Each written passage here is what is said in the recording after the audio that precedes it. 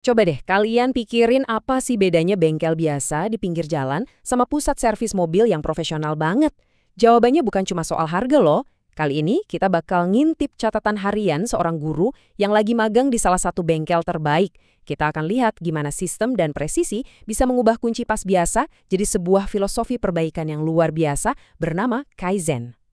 Nah, ini nih pertanyaan yang pasti ada di benak semua pemilik mobil, ya kan?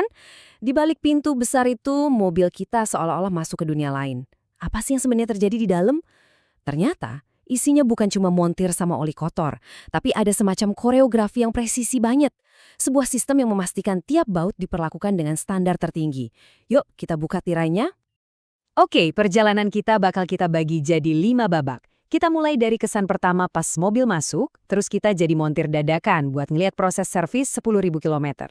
Habis itu kita naik level ke perawatan lanjutan, terus jadi detektif yang mecahin kasus mobil goyang, dan terakhir, kita bongkar sebuah filosofi dari Jepang yang ternyata jadi kunci dari semuanya. Oke, kita mulai dari yang paling awal ya. Bagian pertama, layanan pelanggan. Ini tuh bukan cuma soal isi-isi form doang, ini adalah fondasi kepercayaan, di mana setiap langkahnya dirancang supaya kamu, sebagai pemilik mobil, merasa tenang dan dihargai. Coba deh lihat alur ini hasil pengamatan di hari kedua. Prosesnya tuh rapi banget kayak jam Swiss. Kamu datang, mobil diambil alih valet, terus kamu duduk sama service advisor yang perannya udah kayak dokter pribadi mobil kamu. Setelah semuanya beres, mobil dicuci sampai bersih. Dan yang paling keren, beberapa hari kemudian ada yang nelpon, nanyain, gimana Pak Bu, mobilnya aman? Ini bukan lagi soal servis, ini soal pengalaman. Oke, sekarang kita masuk ke ruang operasinya nih. Jadi apa sih yang sebenarnya dikerjain pas servis 10.000 kilo? Ternyata ini jauh lebih dari sekedar ganti oli loh. Ini tuh kayak sebuah ritual yang dibagi jadi 4 pos pemeriksaan di atas car lift dan setiap posisi punya tugas spesifik. Posisi pertama, ini mobilnya masih di darat, belum diangkat sama sekali. Jadi teknisinya bakal ngecek semua yang bisa dilihat dan disentuh dari luar. Lampu, wiper, klakson. Ya, semacam pengecekan vital buat kulit luar mobilnya gitu. Nah, detail-detail kecil kayak gini nih yang bikin beda. Coba deh melumasi engsel pintu. Itu kan bukan cuma buat ilangin bunyi kriat-kriat doang, tapi buat mencegah karat. Dan lihat tuh, mereka pasang cover pelindung. Jadi mereka nggak cuma benerin yang rusak, tapi juga aktif ngelindungin yang masih bagus. Keren kan? Oke, sekarang mobilnya mulai naik. Di posisi kedua ini, fokusnya ke kaki-kaki mobil, roda, suspensi, dan yang paling-paling penting, rem. Bisa dibilang disinilah letak jantung keselamatan kita pas lagi nyetir. Nah, ini bagian yang menarik banget. Di sini tuh banyak banget bom waktu yang bisa dijinakkan. Misalnya ada kelonggaran sedikit banget di kepal join yang nggak bakal kerasa pas kita nyetir. Atau kampas rem yang abisnya nggak rata. Hal-hal kayak gini nih, kalau diabaikan, wah bisa fatal akibatnya. Ini bener-bener deteksi dini.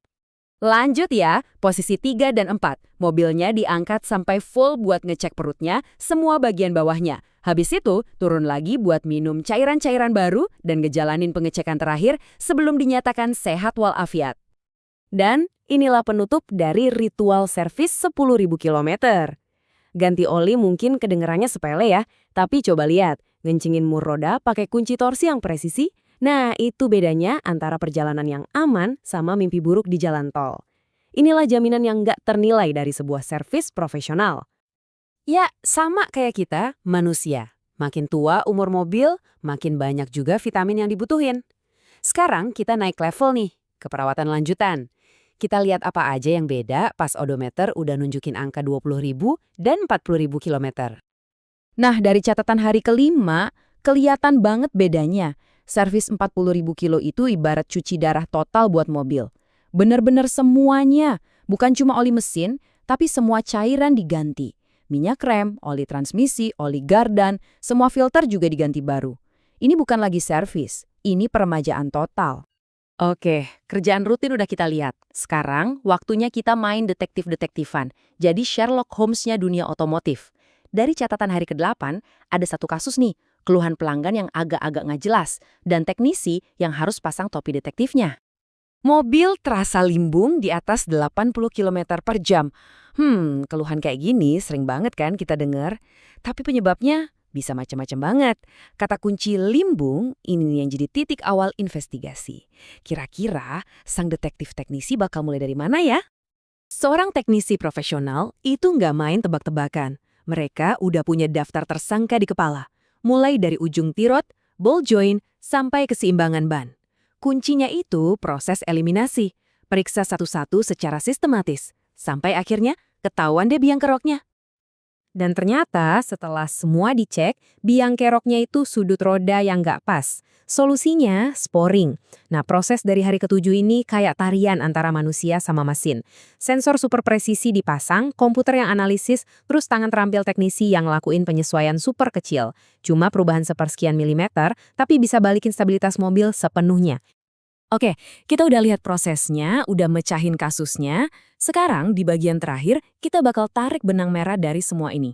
Gimana ceritanya? Kunci pas, oli, dan baut itu bisa ngajarin kita sebuah filosofi besar tentang perbaikan tanpa henti. Dan inilah pencerahan dari hari ke-10 Kaizen. Sebuah kata dari Jepang yang artinya perbaikan terus-menerus. Ternyata tujuan bengkel ini tuh bukan cuma benerin mobil kalian hari ini aja, tapi juga gimana caranya supaya besok mereka bisa ngerjain itu 1% lebih baik, lebih cepat, atau lebih efisien.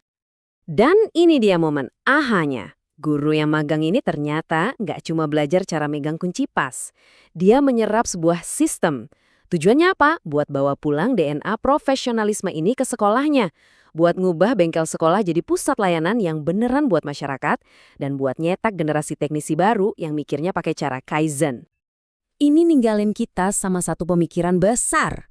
Kalau presisi dan filosofi Kaizen dari sebuah bengkel mobil aja bisa merevolusi cara kita mendidik calon teknisi, coba bayangin deh, gimana kalau kita pinjam prinsip dari dapurnya koki profesional atau efisiensi dari pusat logistik, terus kita terapin di ruang kelas. Kira-kira proses profesional dari bidang mana lagi ya yang bisa ngubah cara kita belajar untuk selamanya?